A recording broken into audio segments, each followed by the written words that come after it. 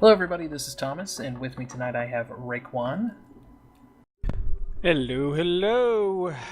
and we are taking a look at Crysis 3. This is footage that we're looking at is from the multiplayer beta that was released over the last week, and we're taking a look at me playing a game. Yeah, this game So far. is this game is released by EA. And it is on the CryEngine 3. And the game I'm playing right now is called, the game mode is Crash Site. It was one of the two available game modes available. There's Crash Site and Hunter mode, but we're going to look specifically at Crash Site mode. Right now you can see I'm going through and selecting the different loadout profiles. Okay, and so what is all this we're looking at? As far as the interface goes, if you look in the upper left-hand corner, you can see the score sheet, which is 30 to 40 currently, and that is how many points needed to win, or your objective to points. That big-ass thing right there is called a pinger, that tripod walker that can be player-controlled. But it's first to 150, or the person who has the most score at the end of the 10-minute round. And for a player, in order to get a hold of that giant monstrosity you're walking around that looks really cool, what do they have to do to achieve that? Is that like a points thing, or is that an ability, or?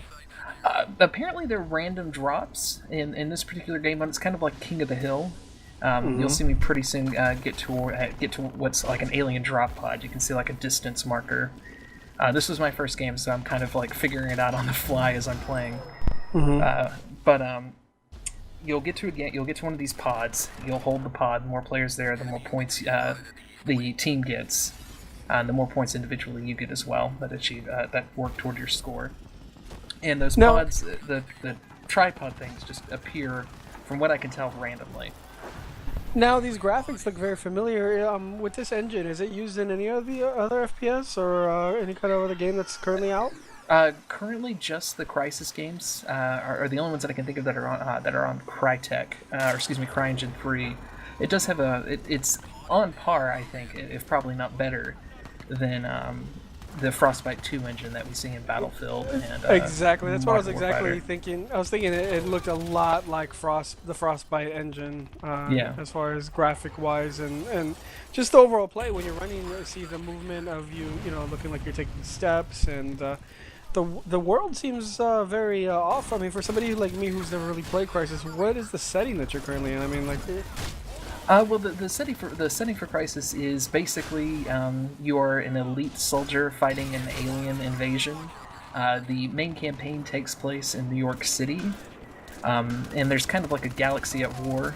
They call it the New York feed. It's kind of the Galaxy at War, if you're familiar with that from the Mass Effect 3 franchise. You can kind of see the progress of how the invasion is going and how we're doing in our fight.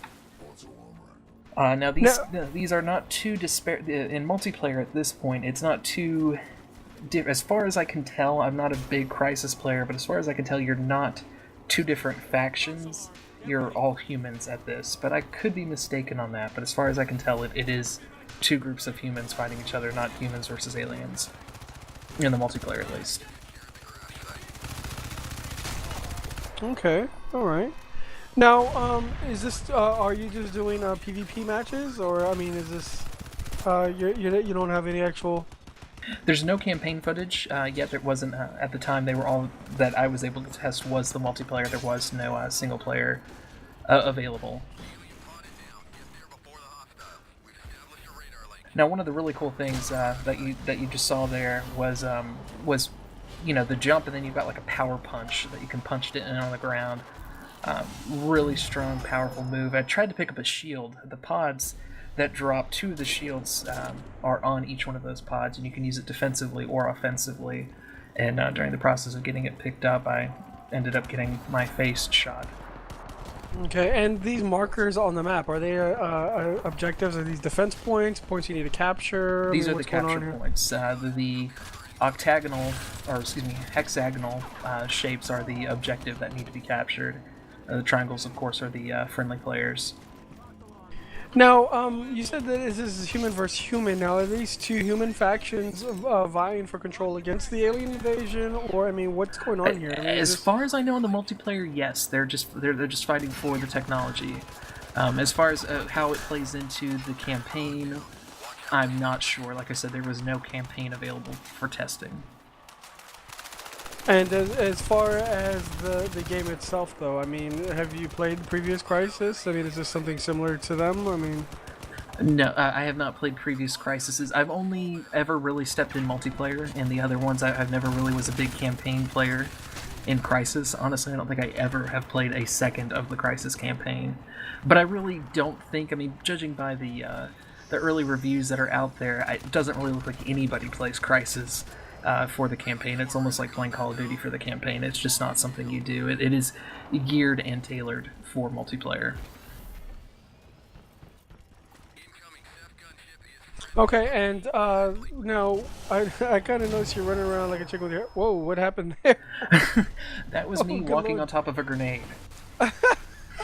I do like the death sequence free play, and it shows you actually step onto a grenade because you kind of just died without anything happening. I don't know if a sniper got a hold of you, but and now it does look very interesting. I mean, now is there a cost associated with this? Is this free to play? I mean, it is buy to play. It is buy to play. So you're looking at standard release price, you know, the 59 plus, depending upon, you know, the edition in which you're ordering. There was a bonus for pre-ordering. You got a copy of the previous Crysis titles if you pre-ordered, which is a pretty good deal. I mean, the games are... Oh, good lord. Got blown the F up there with a, it looks like an explosive crossbow. I mean, it's... The thing that really amazes me about this is extremely fast-paced, but I mean, there's just... It's non-stop. I mean, the engine in this game, the graphics in this game, it is just chugging along. And by no means, you know, I mean, I have a high-end system, but there was no... Even when you're playing, you know, a game on like Battlefield, you'll occasionally get those hiccups or those lag spikes or, you know, some tearing. And it really just wasn't. I didn't experience it all. This is by far the best looking and smoothest game I've played to date. Are you running a bit more of a high-end system? I mean, do you think that plays a factor into it? It does play a factor into it, but, you know, I'm running on an Intel Core i7, so I've got a 4-core processor. You know, at the time when I purchased it, it was top of the line. I also have, you know, 2 GTX 480s, which are, you know, a couple years old. They're still good cards, but even playing a game like Battlefield, which was released a year or so ago, it doesn't play this smooth. It doesn't look this good. So overall, what would you rate this game, replay value, and our rating on a scale of 1 to 5?